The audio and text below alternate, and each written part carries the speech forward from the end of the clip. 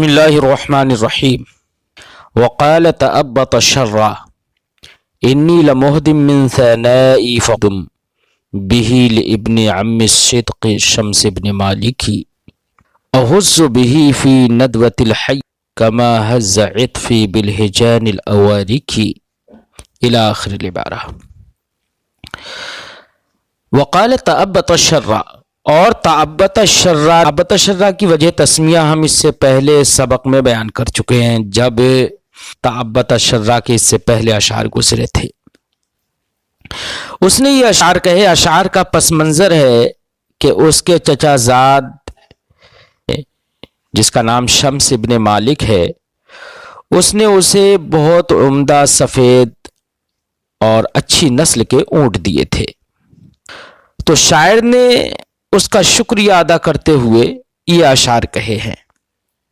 کہتا ہے انی لمہدم من ثنائی فقاصدم به لابن عم الصدق شمس ابن مالکی۔ اہدا یہدی اہدا، تحفہ دینا، من ثنا کا معنی تعریف، انی لمہدم من ثنائی، میں اپنی تعریف کا اور اپنی ثناخوانی کا تحفہ پیش کر رہا ہوں۔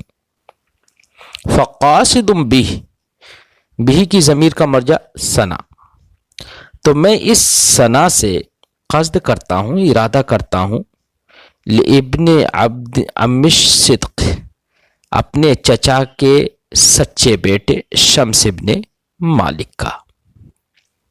میں اپنی تعریف کا ہدیہ پیش کر رہا ہوں اس کے ساتھ، اور اس تعریف کے ذریعے ارادہ اور قصد کرتا ہوں اپنے چچا کے سچے بیٹے شمس ابن مالک کا۔ احز به فی ندوة الحی عطفہ کما حز عطفی بالہجان الاوارکی۔ حز یحز، اس کا معنی ہوتا ہے حرکت دینا، اہتز خوش ہو جانا، حز یحز خوش کر دینا، ہلا دینا، جھما دینا۔ ندوتن کا معنی ہوتا مجلس، الحی کا معنی قبیلہ، عطفہ، عطف انسان کے سر کے نیچے سے لے کر کولہ تک کا جو جسم ہوتا ہے وہ عطف کہلاتا ہے، جس کا معنی پہلو بھی ہوتا ہے۔ کما حز عطفی بالہجان، الہجان کا معنی ہوتا ہے سفید عمدہ اونٹ، مؤنث مذکر مفرد جمع سب کے لیے استعمال ہوتا ہے۔ الاوارک، یہ آرک کی جمع ہے یا آرکہ کی جمع ہے۔ آرک اس اونٹ کو کہتے ہیں جو اراک یعنی پیلو کا درخت کو کھاتا ہو۔ اوارک پیلو کا درخت چرنے والے اونٹ۔ معنی ہوگا احز به فی ندوة الحی عطفہ، میں اس تعریف کے ذریعے محفل قبیلہ میں، قبیلے کی مجلس میں اس کے پہلو کو ایسے جھما دوں گا، کما حز عطفی بالہجان الاوارکی، جیسے کہ اس نے سفید عمدہ اور پیلو کا درخت چرنے والے اونٹوں کے ذریعے سے مجھے جھما دیا تھا، میرا پہلو کو ہلا دیا تھا۔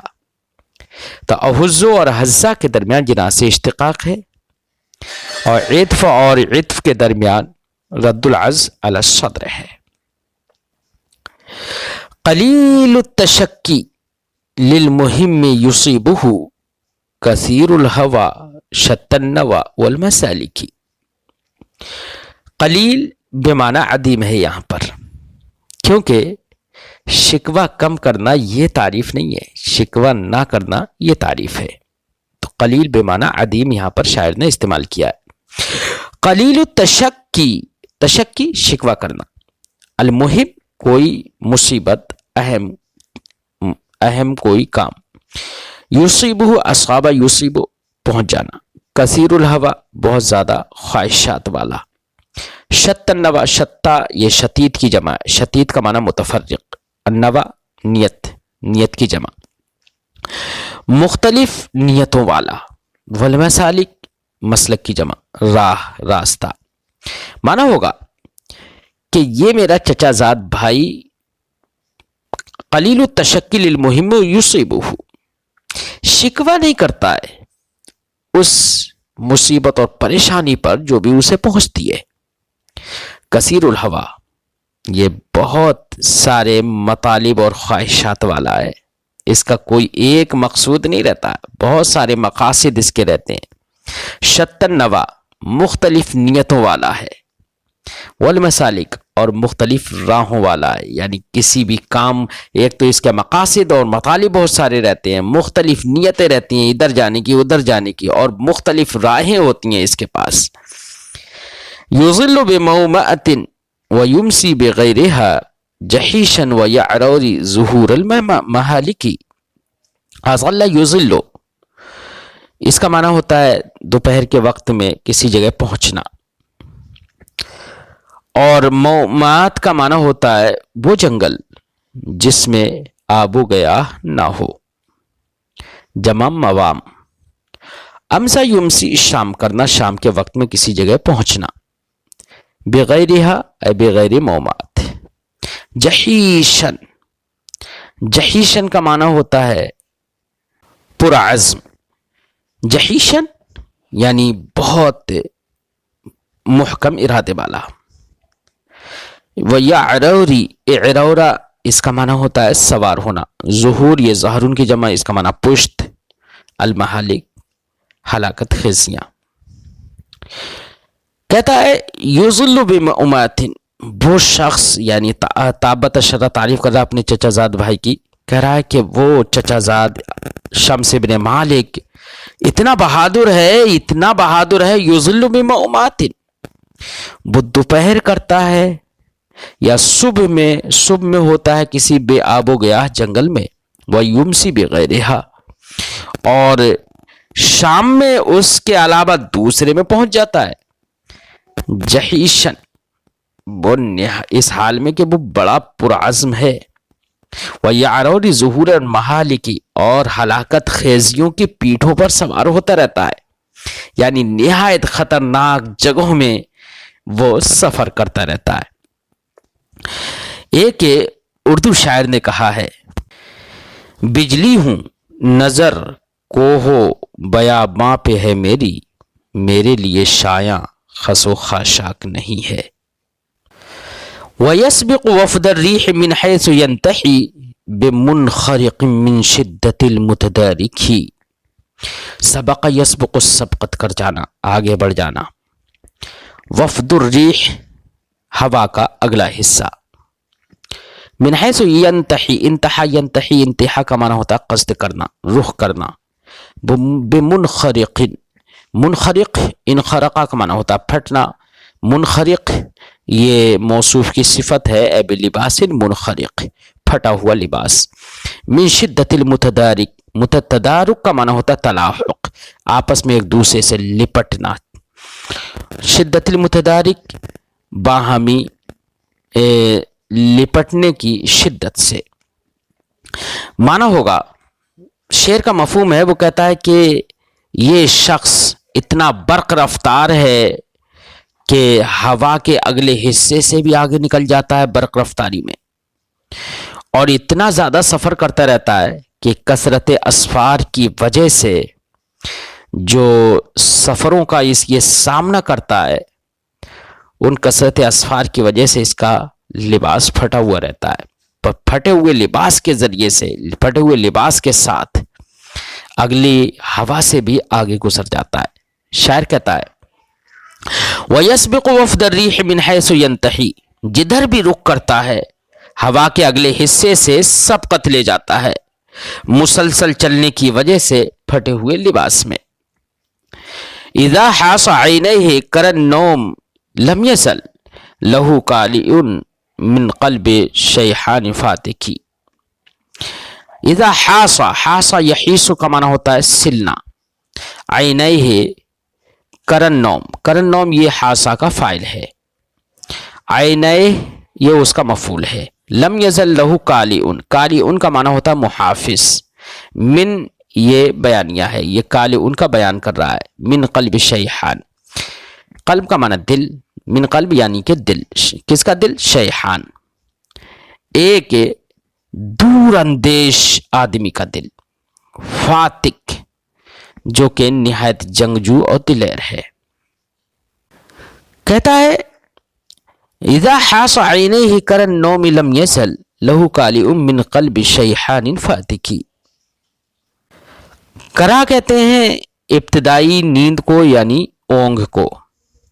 جب اونگ اس کی آنکھیں بند کرتی ہے، سلتی ہے، تو ہوشیار بہادر آدمی کا دل اس کی حفاظت کرتا رہتا ہے. اور وہ ہوشیار آدمی ہے کون؟ وہ خود ہے. تو اس کا دل اس کی حفاظت کرتا رہتا ہے. کہنے کا مقصد یہ ہے کہ جب اس کی آنکھیں سوتی ہیں تو دل نہیں سوتا ہے، دل اس کی حفاظت ہی کرتا رہتا ہے. ادنا سی آہٹ سنتے ہی وہ فوراً بیدار ہو جاتا ہے. وَيَجْعَلُ عَيْنَيْهِ رِيبَةَ قَلْبِهِ بلکہ ربیعۃ قلبہ الی سلۃ من حد اخلق الصائق. ویجعل عینیہ، جعل یجعل بنانا، عینیہ اپنی آنکھوں کو بنا دیتا ہے. ربیعۃ قلبہ، ربیعہ جمع ربایا، اس کا معنی ہوتا ہے جاسوس اور نگہبان. قلبی، قلب کا معنی دل. الی سلۃ، الی سلۃ بلکہ اسے سلہ فتح کے ساتھ پڑھا جائے، مرت کے لیے ہوتا ہے. سلۃ کا معنی ہوتا ہے ایک مرتبہ تلوار کو کھینچنا. من حد، حد کا معنی دھار، تیز دھار. اخلق صائق، اخلق جو ہے اس کا معنی ہوتا ہے بہت تیز تلوار، اور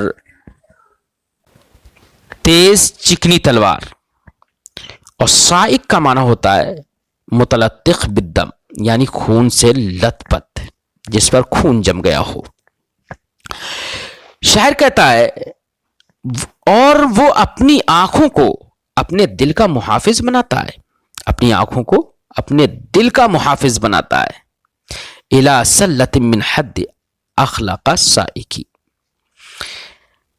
وہ اپنی آنکھوں کو اپنے دل کا محافظ بناتا ہے بے نیام خون جمی ہوئی چکنی تلوار کی دھار کی طرف. چکنی تلوار کی دھار کی طرف اپنی آنکھوں کو دل کا محافظ بناتا ہے. کہنے کا مقصد یہ ہے کہ اس کی آنکھیں جو ہیں، کوئی بھی خطرہ آتا ہے فوراً اس کی آنکھیں دل کو خبردار کر دیتی ہیں، اور اس کا دل فوراً سرگرداں ہو جاتا ہے، اور فوراً وہ کام کرنے لگتا ہے، اور ایک دم اٹھ کر حملہ کر دیتا ہے. تو اس کی آنکھیں اس کے دل کی جاسوس ہیں، وہ اپنی آنکھیں اپنے دل کا جاسوس بناتا ہے آنکھوں کو. اذا حزه فی عزم قرن تحللت نواجس افواہ المنایا الضواحکی. حز یحز ہلانا، عزم کا معنی ہڈی جمع عظام، قرن کا معنی من یساوی کا فی العمر یعنی مساوی فی العمر، عمر میں جو مساوی ہو، یا قرن اسے بھی کہتے ہیں کہ جو بہادری اور شہ سواری میں برابر کا ہو. تحللت کا معنی ہوتا ہے چمکنا. نواجس ناجسہ کی جمع، اس کا معنی ہوتا ہے پچھلی داڑیں. افواہ فوہن کی جمع ہے منہ کے معنی میں. منایا منیت کی جمع موت. ضواحک ضاحکہ کی جمع اگلے والے دانتوں سے پیچھے کے ہنسنے کے وقت جو دانت دکھتے ہیں ان کو ضواحک کہتے ہیں. کہتا ہے اذا حزه فی عزم قرن تحللت، جب وہ اپنی تلوار کو اپنے ہمسر شہسوار کی ہڈی میں ہلاتا ہے. تحللت نواجز و افواہ المنایا الضواحکی، تو ہنسنے والی موتوں کے منہ کے پچھلے دانت دکھ جاتے ہیں. کہنے کا مقصد یہ ہے کہ جب وہ اپنے ہم عصر اور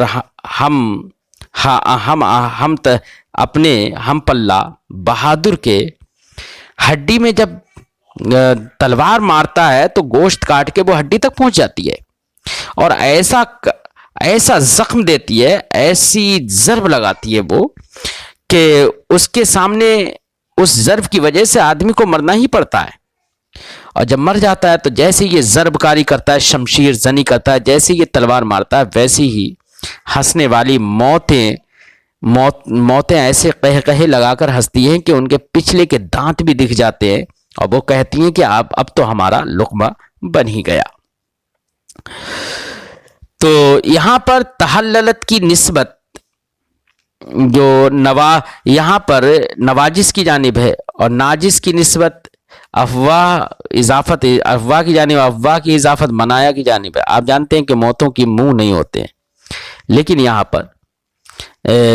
پر موتوں کو تشبیہ دی ہے جانور سے، اور تشبیہ دینے کے بعد مشبہ بیہ جو جانور ہے اس کو حذف کر دیا ہے، اور اس کے لیے اور اس کے لوازم ضاحک، نواجس، یا یہ کہو کہ انسان سے تشبیہ دی ہے موت کو، اور موت مشبہ بھی جو انسان ہے اس کو حذف کر دیا، اور اس کے بعض لوازم ضواحک، نواجس اور افواہ ان کا ذکر کیا. تو اس میں موتوں کے لیے ضواحک اور نواجس وغیرہ کا اس بات یہ استعارہ تخیلیہ ہے، اور اس میں استعارہ بالکنایہ بھی ہے. یر الوحشۃ الانس الانیس ویہتدی بحیث اہتدت ام النجوم الشوابک. یر الوحشۃ، وہ شخص ایسا ہے جو وحشت کو انس سمجھتا ہے، انیس کا معنی دوست، وَيَهْتَدِي بِحَيْثُ اِهْتَدَتْ ام النجوم الشوابک. ام النجوم الشوابک کا معنی ہوتا ہے شوابک، شابکہ کی جمع، اس کا معنی ایک دوسرے کے اندر گھس جانا، یا ایک دوسرے کے اندر قریب قریب ہو جانا. جو کہکشاں ہوتا ہے نا، اس میں ستارے قریب قریب ایک دوسرے کے قریب ہوتے ہیں بالکل، اس لیے ان کو شوابک کہا جاتا ہے. ام النجوم کا معنی کہکشاں، مجرہ. شاعر کہتا ہے وَيَرَ الْوَحْشَةَ الْأُنْسَ الْأَنِيسَ وَيَهْتَدِي، کہتا ہے کہ وہ تنہائی کو مانوس دوست سمجھتا ہے، اور وہاں راستہ پاتا ہے جہاں کہکشاں راستہ پاتی ہے.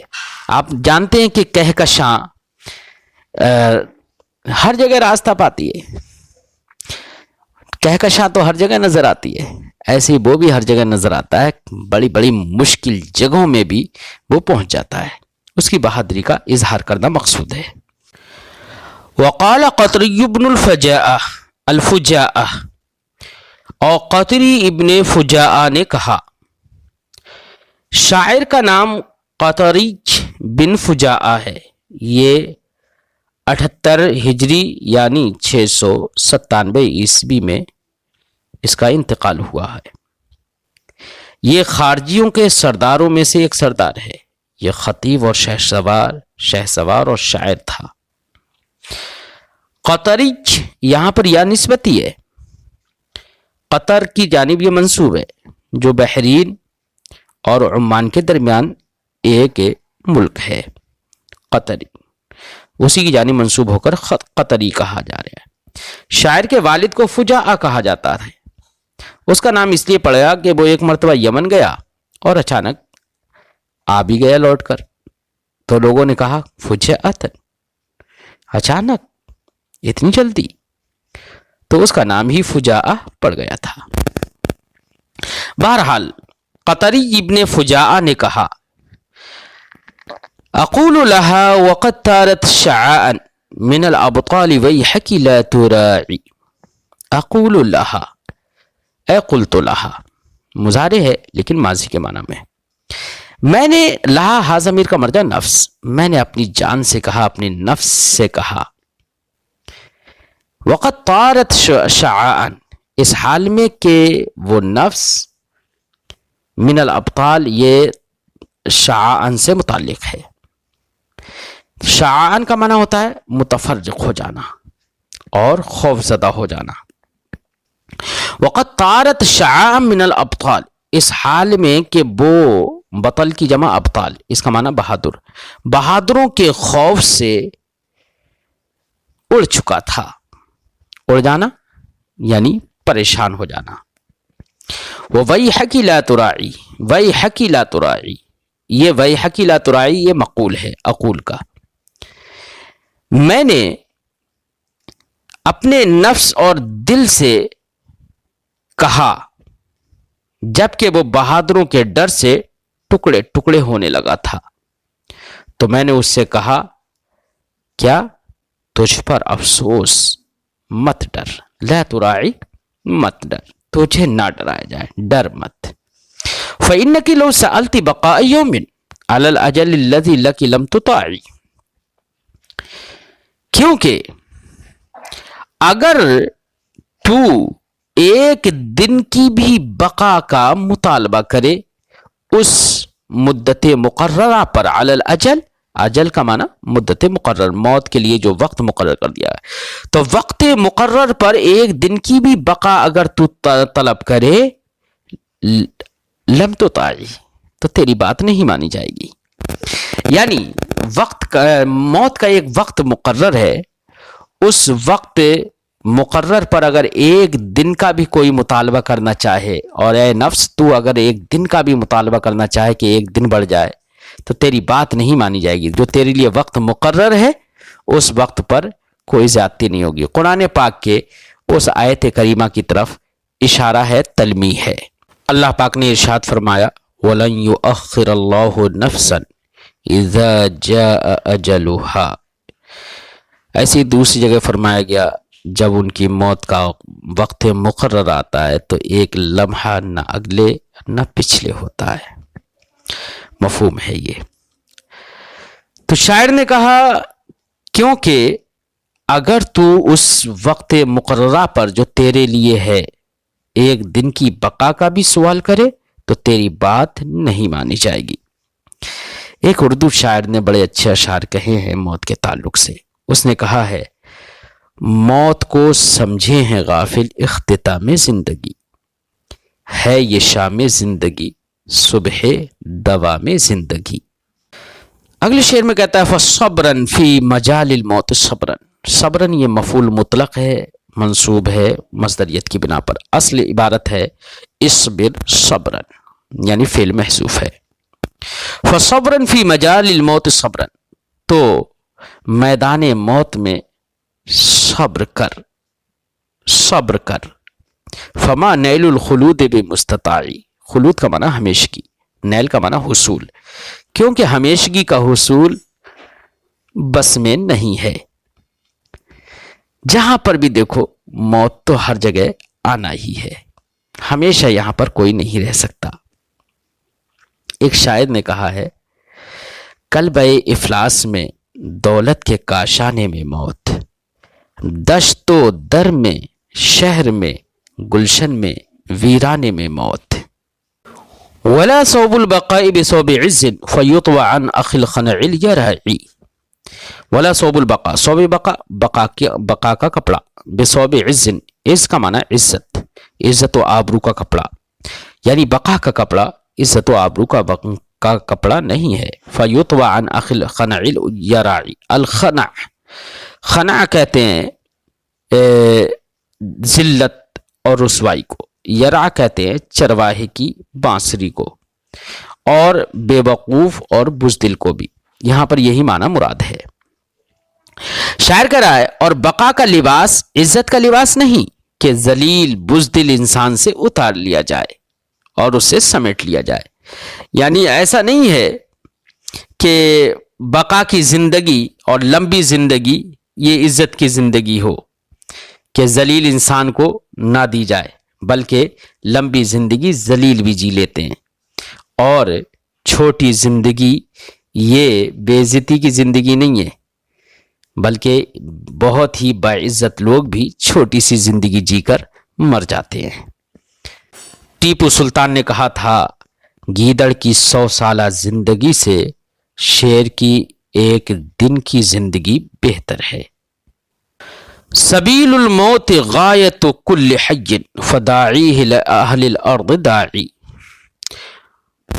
سبیل الموت، موت کا راستہ، غایت انتہا اور منزل، کل حی ہر زندہ کی، فداعیہ اے داعی الموت، ضمیر کا مرجع موت، لأہل الارض داعی، شاعر کہتا ہے موت کا راستہ ہر زندہ کی انتہا اور منزل ہے، لہذا موت کو بلانے والا تمام اہل زمین کو پکارنے والا ہے، یعنی آخر میں ہر حال میں ہر ایک کو موت آنا ہے، کل نفس ذائقۃ الموت، اس کی جانب اشارہ ہے۔ یہاں پر کچھ اشعار اردو کے ذہن میں آ رہے ہیں اور لیکن ان کو ذکر نہیں کروں گا، وقت دراز ہو جائے گا۔ کہہ رہا ہے وَمَن لَا يُعْتَبَقْ يَسْأَمُ وَيَحْرَمْ وَتُسْلِمُهُ الْمَنُونُ إِلَى انْقِطَاعِ۔ اعتبت یعتبت اعتباط، جوانی میں مر جانا، لا یعتبت جوانی میں جس کو نہ مارا جائے، یسعم سئم یسعم اکتا جانا، یحرم حرم یحرم بوڑھا ہو جانا، وتسلمہ اسلم یسلم سپرد کر دینا، المنون کا معنی ہوتا ہے زمانہ اور موت بھی اس کا معنی ہوتا ہے، لیکن منون یہاں پر بے معنی زمانہ۔ الانقطاع، انقطاع کا معنی ختم ہو جانا، جس کا نام و نشان مٹ جائے، انقطاع نام و نشان کا مٹ جانا معنی ہوگا۔ شاعر کہتا ہے ومن لا یعتبق، ومن لا یعتبق یسعم ویحرم، اور جو جوانی میں قتال کرتے ہوئے نہ مارا جائے، یسعم تو وہ محروم ہو جاتا ہے، اکتا جاتا ہے، اور یحرم اور بوڑھا ہو جاتا ہے، وَتُسْلِمُهُ الْمَنُونُ مَنُونُ إِلَى انْقِطَاعِ، اور زمانہ اسے انقطاع اور بے نشانی کے سپرد کر دیتا ہے، یعنی جو جوانی میں نہیں مرتا اکتا جاتا ہے اور بوڑھا ہو جاتا ہے، پھر زمانہ اسے ہلاکت کے حوالے کر دیتا ہے، یعنی آخر میں جا کے مرنا تو اس کو بھی ہے۔ اگر جوانی میں بہادری کرتے ہوئے قتال کرتے ہوئے نہ مرا تو بعد میں اپنی زندگی میں اکتا جاتا ہے اور بوڑھا ہو جاتا ہے اور بے نشان ہو جاتا ہے، اور جو جوانی میں بہادری کرتے ہوئے مر گیا ہو تو وہ تھوڑی سی دیر میں ختم تو ہوتا ہے، لیکن لوگ اسے ہمیشہ یاد رکھتے ہیں، اسے زمانہ بھولتا نہیں ہے، انقطاع کی طرف نہیں پہنچاتا ہے، اور جو لمبی زندگی یہاں پر جیا اور جوانی میں قتال کرتے ہوئے نہیں مرا تو وہ بوڑھا بھی ہو جاتا ہے، لیکن زمانہ اس کو ختم کر دیتا ہے، انقطاع تک پہنچا دیتا ہے، اس کا نشان مٹا دیتا ہے، اس کو کوئی یاد کرنے والا نہیں رہتا ہے۔ وَمَا لِلْمَرْءِ خَيْرٌ فِي حَيَاةٍ إِذَا مَا عُدَّ مِنْ سَقَطِ الْمَتَاعِ۔ وَمَا لِلْمَرْءِ، اور انسان کے لیے نہیں ہے، خیر بھلائی، فی حیات زندگی میں، اذا ما عدہ، ما زائدہ ہے یہاں پر، عدہ شمار کیا جائے، من سقط، سقط کا معنی ہوتا ہے گرا پڑا سامان، کوئی بھی سامان جو کہ گرا ہوا مل جائے، بیکار سامان، ردی سامان، کوئی بھی ردی بیکار چیز، المتاع کا معنی سامان، فرنیچر یا کوئی بھی لطف اندوز چیز۔ کہتا ہے شاعر انسان کے لیے اس زندگی میں کوئی بھلائی نہیں ہے، وَمَا لِلْمَرْءِ خَيْرٌ فِي حَيَاتٍ، اور آدمی کی ایسی زندگی میں کوئی بھلائی نہیں ہے جس میں وہ ناکارہ سامان شمار کیا جانے لگے، یعنی ناکارہ سامان شمار کیا جانے لگے تو اس میں اس کے لیے کوئی بھلائی نہیں ہے۔ ایسی زندگی جو بے عزتی کی ہو، ایسی زندگی سے موت بہتر ہے۔